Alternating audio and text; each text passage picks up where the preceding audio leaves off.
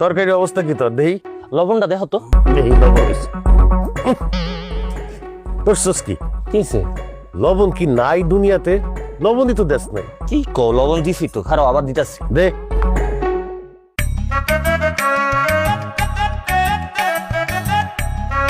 এবার দেখো তো। দেহি।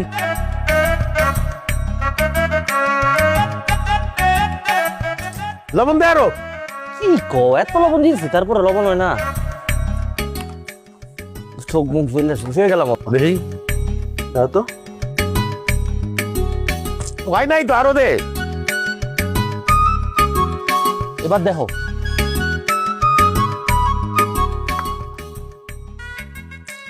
কি করস তুই? লবণ দেশ না কেন? তুমি কি একদিন রান্না বান্না করতে এসে তোমার তোমার হুশকেন সব হারাইয়া ফেলাইছো?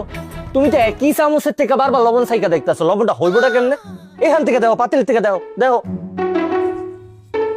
ও মা গো। ঠিক আছে।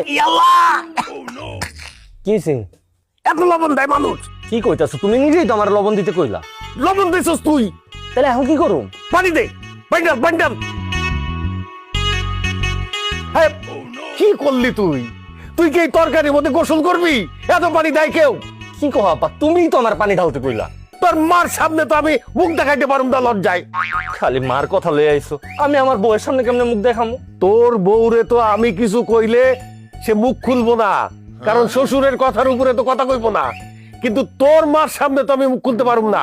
তুই কি তোর মারে বুঝাইতে পারবি? কথা কওনের দরকার নাই, কিন্তু মারে আমি বুঝাই রাখবো, তুমি চিন্তা করো না। কি আর করবি? এগুলাই দিয়া দে, এগুলা লয়ে যাই। আল্লাহ জানে আজকে কি কবলে আছে। এটাই লয়ে যাও, যা আছে কপালে। ভাত হইছে? ওইছে।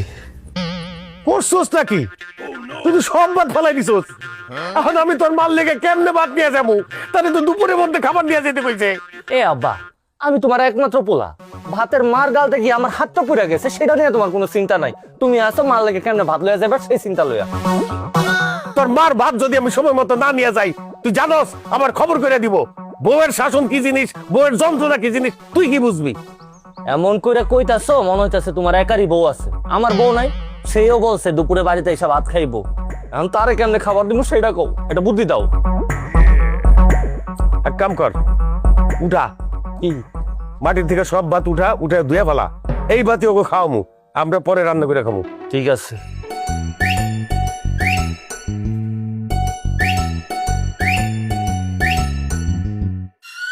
উফ, আল্লাহ রে। এলো আব্বা পানি।